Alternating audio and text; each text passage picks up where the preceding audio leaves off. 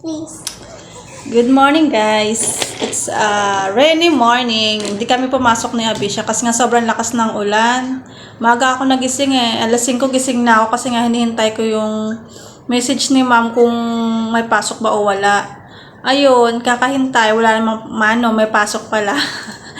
Nag-chat na lang ako kay ma'am na hindi ko pasukin sa Abisha kasi nga sobrang lakas ng ulan dito. Halos magdamag yung ulan dito sa amin. Tapos ngayon, ayan, paano na naman, pabugso-bugso ang ulan. Ito nga si Abisha maaga nagising. Sabi ko sa kanya bukas na lang siya papasok. Ayan, ginagawa. Ayan o. Nagta-tablet kasi nga maaga nagising, naiinip siya.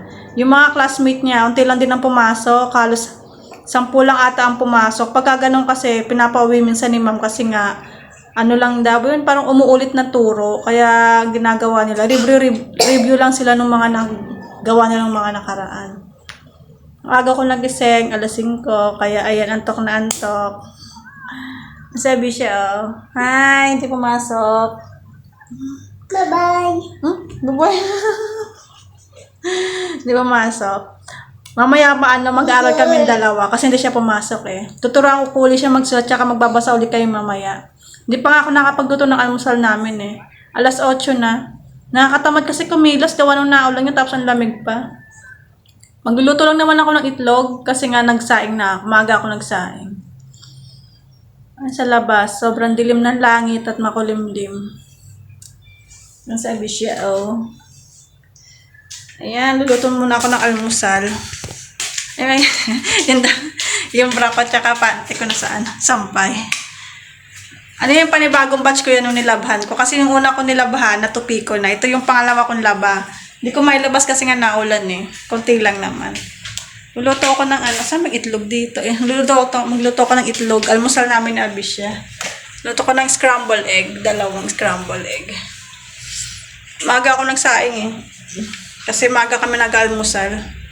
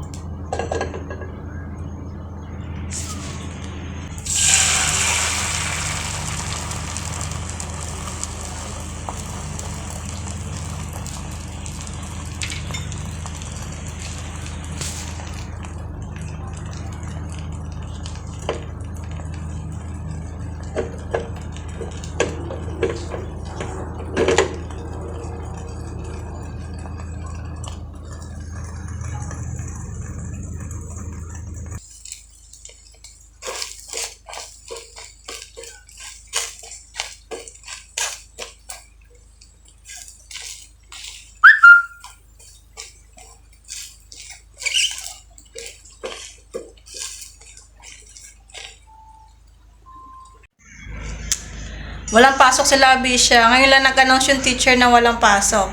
Buti nila hindi ko talaga siya pinapasok. Kundi uuwi kami kaagad. Minsan kasi dito late nag-announce ng walang pasok. Yung mga bata na sa eskwelahan na. Yung ibang ka-classmate ni Abisha pumasok. Tapos bigla nag-announce yung teacher na walang pasok ngayon. Eh nandoon na yung mga classmate niya. Siyempre, kailangan tapusin na yung ginagawa dun sa school, di ba? Kasi nandoon na rin naman sila. Laging late nag-announce walang pasok. Buti nila hindi ko pinapasok si Abisha. Kasi nga wala naman palang talagang pasok. Gawa ng maulan naman kasi talaga ang panahon dito. Siyempre mga kinder pa, maliliit pa. Daling magkasakit kasi nga maliliit pa nga eh. So, ayun guys, kakatapos ko lang magluto ng almusal namin, nabing itlog ito. Ayan. Itlog ang ulam namin. Mamaya pa daw siya kakain. Kasi nga, pagkagising kanina, yung baon niyang gatas, pinainom ko na tsaka yung bread pa na ginawa ko kanina. Kinain niya na rin. Kasi nga dapat papasok siya kanina. Tinignan ko yung panahon, sobrang lakas ng ulan tsaka ang hangin. So, hindi ko na siya pinapasok. Sakto nga kasi nga, bigla nag-announce si ma'am na walang pasok. Kaya lang nag-announce, anong oras na? 8:00 na. Ang pasok nila ay 7. Oh. Buti na lang talaga, di ko pinapasok ang bata. Kung nagkataon, uuwi kaming basa kasi nga lakas ng ulan ngayon eh. So ayun guys, update ko na lang ulit kayo mamaya. Kakain muna kami na Abisha at lobot na rin yung cellphone ko, charge ko. Dito na kami ni Abisha sa school. Ayan, maaga pa. Wait pa namin si teacher. Ano pa lang kasi? No, 7. Ang pasok nila ay 7:30. Ito kami sa taas. Ayan, naghihintay kami dalawa. Ito yung classmate ni Ate. Wait ko na siya dito sa labas. Kasi 3 hours lang naman yung pasok.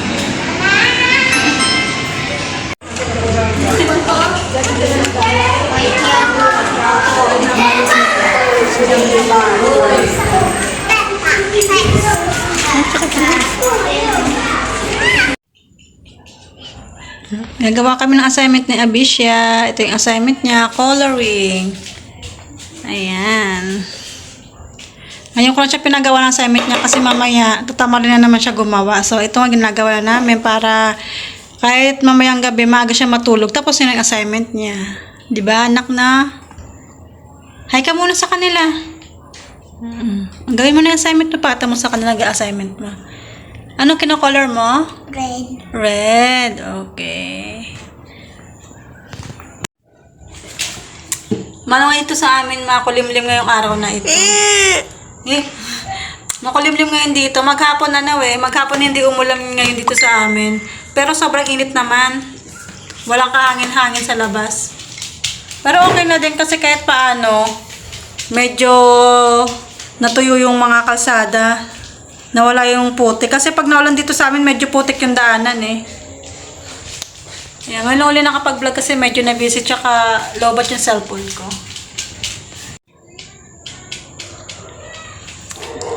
Medyo busy nga ako ngayon guys kasi naghatid daw kay Abisha sa school. 5:30 pa ng umaga gising na ako. Nauwi kami na Abisha ng bahay 11 na kasi nga hinihintay ko na siya sa school eh kasi pwede na ako pabalik-balik. Pagdating naman dito sa bahay, nagtitinda ako. Magbukas ang tindahan namin. Sobrang busy. Ang hirap maging magsisa buhay. Lahat ikaw. Kaya bira na lang makapag-vlog. Medyo nabibusy kasi sinisingit-singit ko na nga lang yung pagbablog ko kasi nga talagang minsan hindi na kaya ng schedule. Masyadong busy. So ayun guys, si Abisha matatapos na siya gumawa ng assignment. Ayan. Dali, pakita mo sa kanila. Galing na malapit na siya magawa ng matapos ng kanyang assignment na finish ka na. Finish na siya. Ayan, tapos na siya gumawa ng assignment niya. Lalabas na kami. So, ayun guys. Tapos sasabi siya gumawa ng assignment. Lalabas naman kami dalawa. Papahangin doon kasi sobrang init dito sa loob ng bahay. So, ayun. Sana di kayo magsawang sumuporta sa amin na Abisha. Kahit ilan lang tayong naka-support sa aking YouTube channel na maliit. Sana supportan niyo pa rin kami ni Abisha at salamat sa panonood niyo palagi sa amin. Thank you!